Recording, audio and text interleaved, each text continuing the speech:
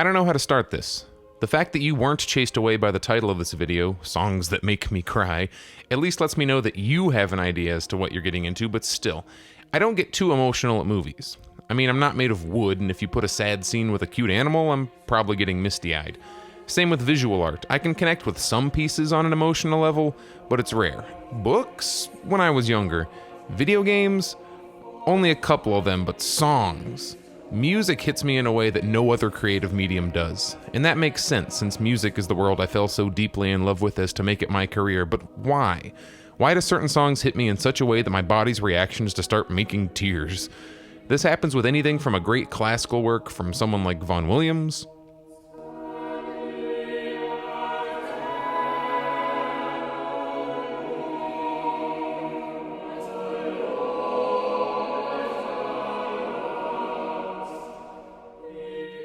to a jangly cut from Iron and Wine. Shout out to my current favorite band. Tenderness to you is only talk about a bruise. Walking into water after dark. Whether the music is supposed to be sad or not, the ingenuity, creativity, lyrical brilliance, cleverness, melodic turns, anything might set me off into tears if I think no one's looking, or if the flight being accompanied by my headphones is late and dark enough. Wow, even my browser knows that I'm procrastinating and getting to today's song.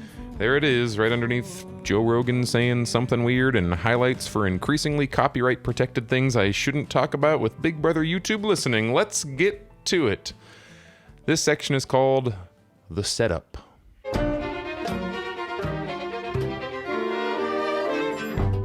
Gabriel Kahane is a good composer, and you know this because his hair is always messy on purpose. And then moving to the city, I sort of moved away from jazz piano, which had been a focus, and into writing songs, and the songwriting led to writing more formally rigorous concert music and some unexpected commissions. And then suddenly I seemed to occupy this weird terrain of being a songwriter and being a composer and getting my feet wet in both disciplines and aesthetic worlds at the same time. To oversimplify, songwriting is a bit less involved. You write lyrics, a melody, and some chords to go with it, very open to improvisation and interpretation. The song may change and morph each time it's performed. When composing, you need to account for everything that every performer is doing every second of the piece. Composed pieces are usually longer and more tightly controlled than what we think of as songs, like the kind of stuff that I put out. This puts Gabriel's music in a weird middle area that we could call orchestral pop, or pop orchestra, or like mind pop, or pop-kestral orc position. All right, this is why I don't like genre studies that much. Gabriel has done everything from jazz, piano, and rock shows to a stint at Carnegie Hall. The recording I'm going to talk about today kind of goes in the none of the above category, though. Hey, it's another apartment sessions where we cram like 40 musicians into one small Brooklyn apartment. This is Apartment Sessions, where they do recording sessions in a New York City apartment. Once a month, in only about 500 square feet, they manage to pile in up to 60 musicians for the ultimate recording session. This video series isn't just getting a mention because of the gimmick. We take all the furniture out, we take most of the doors off. It's just all about making as much room and as much sightlines as possible. But for the arrangement done by this guy. This is the man who took Gabriel Kahane's song Empire Liquor Mart, 9127 South Figueroa Street, and made it into a Songs That Make Me Cry trademark. All right, maybe we could work on that. Only days after the trial. The first time listening through this song is like the first time listening through a symphony. I don't know about you, but I only get the vague shape on the first listen to new music. Much is left for me to uncover.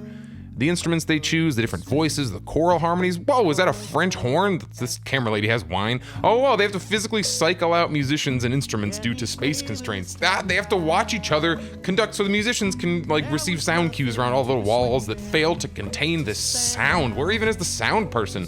Wait, what is this song about?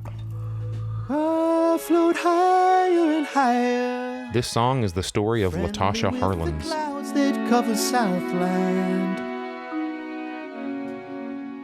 I'm going to call this section boringly musical and lyrical analysis, because that's what this video is really about. Music and lyrics. I'm not a historian. I'm not a legal analyst. If you want to argue over legal details, go ahead down to the comment section of someone else's video and just go crazy with that. I'm discussing lyrics, not police reports. So if there's some detail in there where you gotta like, actually, she was left-handed, that's not the point. These are lyrics. This is poetry. So while it is biographical, lyrics aren't court documents and shouldn't be treated as such. So with all that said, let's just jump into it. You beautiful listeners. Sup, you beautiful listeners. This is...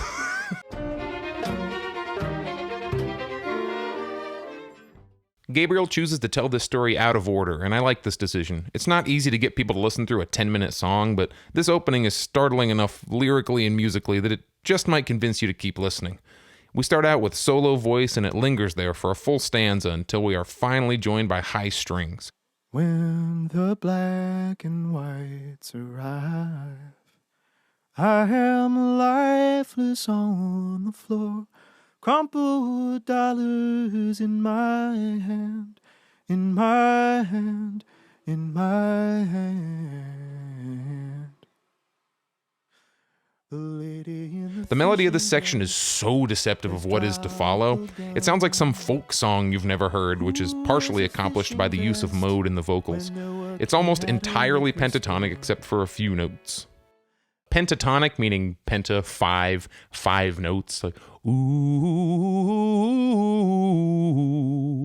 when the black and whites arrive. It's, yeah. Also, hey, shout out for that microphone. The pentatonic scale subconsciously sets our ears up for something familiar sounding. The opening section is describing events from the point of view of a person that has just been killed. It gets across a sense of slowly piecing together what's happening, and it does that with lyrics and arrangement. The strings slowly build, the chords become clearer as the stage is set. A surveillance camera is mentioned, and at the same time your mind is putting things together. The strings swell and... Only days after the trial. We hit into this R&B-esque section with vocals, beatboxing, marimba, and I think electric bass. Wow, was this ever an example of allowing lyrics to stand on their own?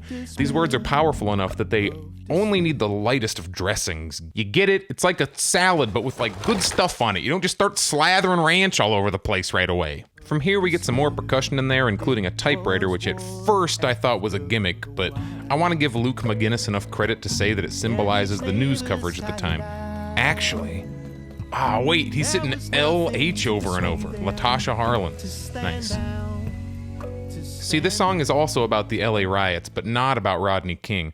Rodney King was brutally beaten on camera by LAPD officers, and while the tape of this incident is widely credited with starting the LA riots of 1992, distrust between the citizens of LA and the criminal justice system had been growing for a long, long time.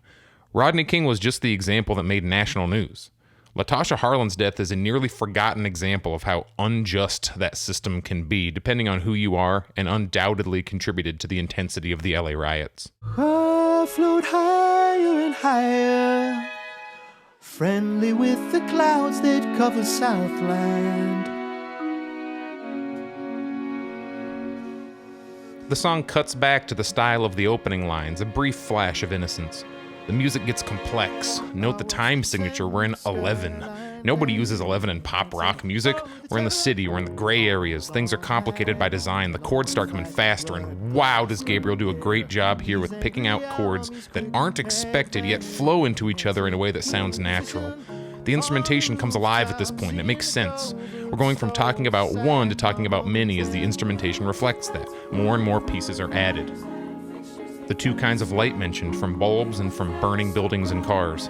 Now we get some conventional percussion added, snare and bass, not a drum set, but imitating one. The machine is set fully in motion and the lyrics turn to the media. How is this story being presented to people outside of this neighborhood? I grew up thinking that police, judges, lawyers, politicians, etc.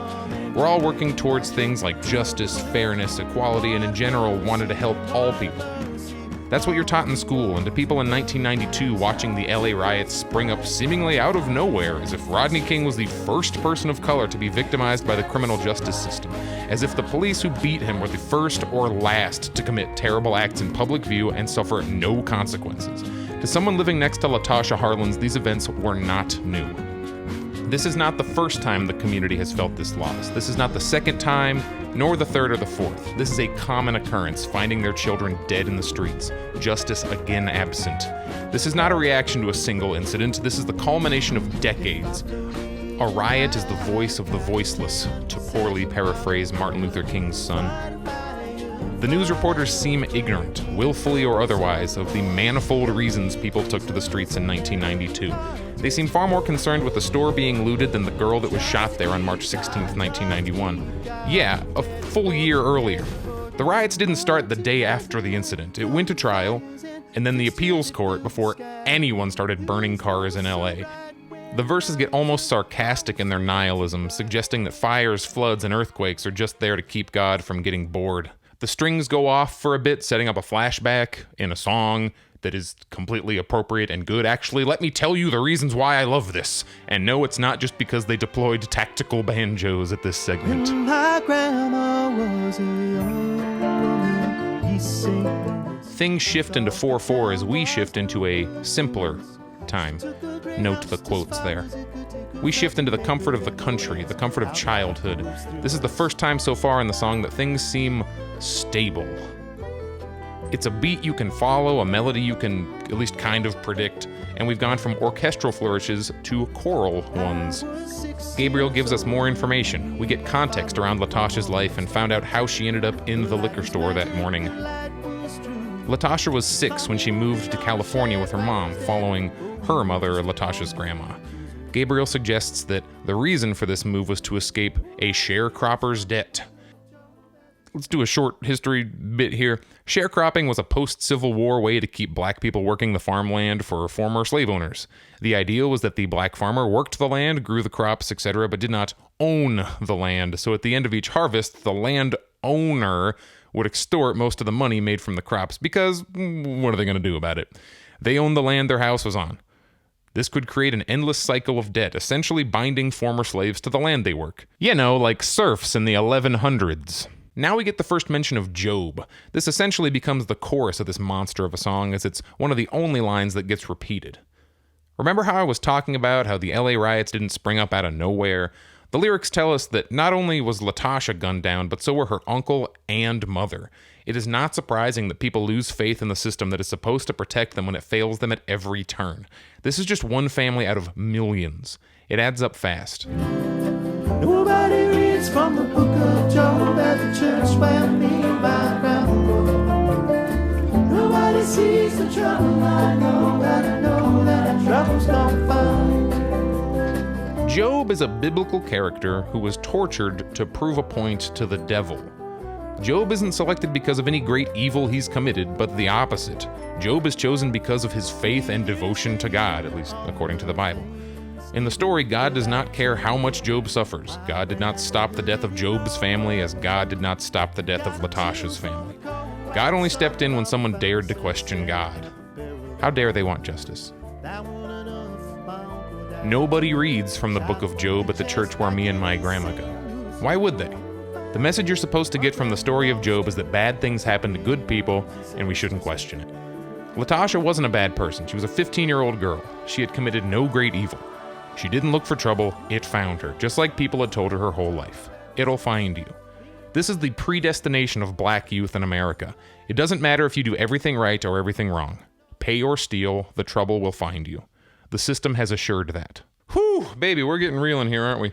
Sorry, I just need to draw your attention to this break about 1 to 100 more times because, boys and girls, you can keep your Despacitos, you can keep your top 40 hits. I will take this and the guitar player who looks like he's about to cry at any given second any day. This guitar player, that's me after I listen to this song. This song doesn't just have an incredible arrangement, meaningful lyrics, and important message. It also slaps.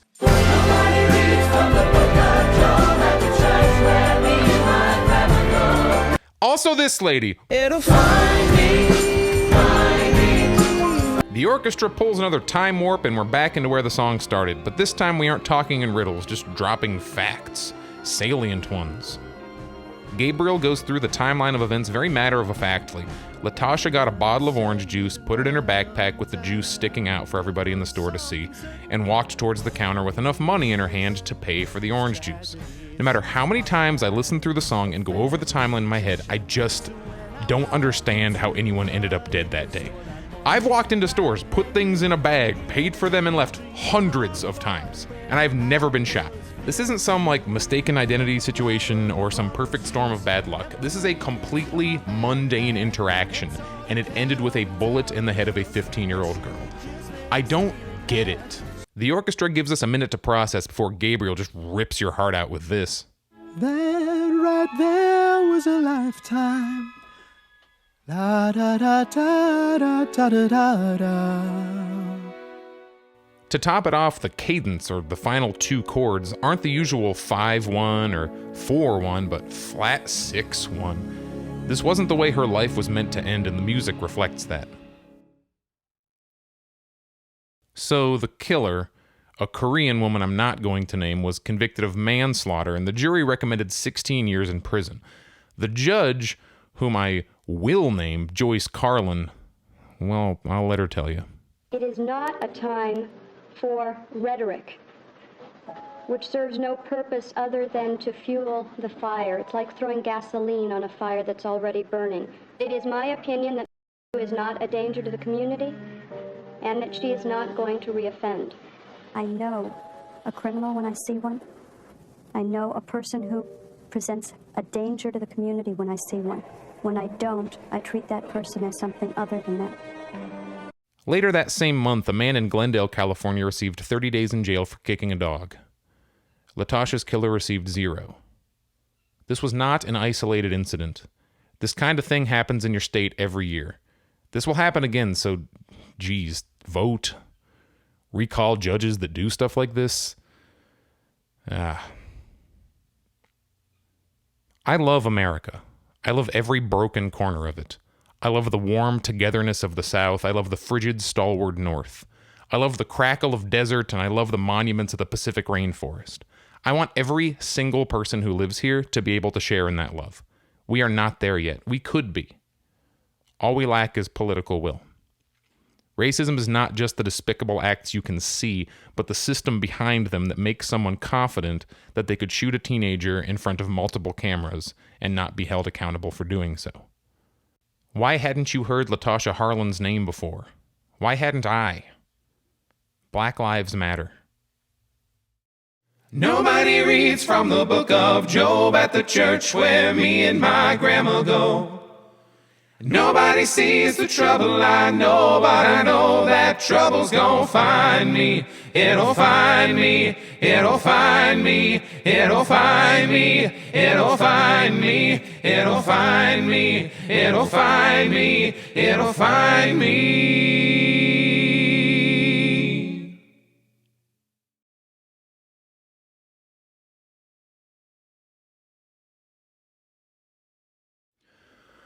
Oh boy, well that was kind of heavy. I promise not all of these songs that make me cry are even necessarily sad or nearly as heavy as this, but I've been listening to this song for like 8 months now, almost a year, and I just, it hasn't gotten out of my head for more than a few hours in that huge length of time, so I guess I considered it important enough to talk about.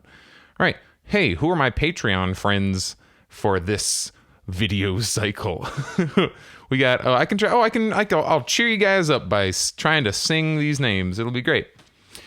I'll just make something up. Alikuja, Petrov, Neutrino, Blade, and Mexican Wolf, Tammy Foxer, Cheesy Feline, Glasson, Musical Husky, Ethan Long, Blue, Gray, Jace, Jane. I always mess up your last name, so I'm just going to say G.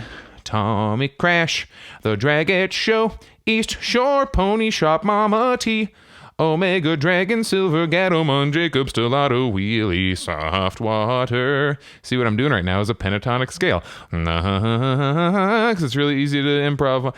Hachi Shibaru, Piper Malone. This sounds like a theme song from an 80s show. Zelf and Adept Omega, Christopherson, Cyberlubis Renina, Finnish analytical Marxist, Dusty Moongazer, and Kanon, Ty Husky, Silver Wolf, Knox, Cyphodius. And I think that's all of them, actually. That's my $5 people. So if you want your name sung, you better up that dollar amount to your finger number.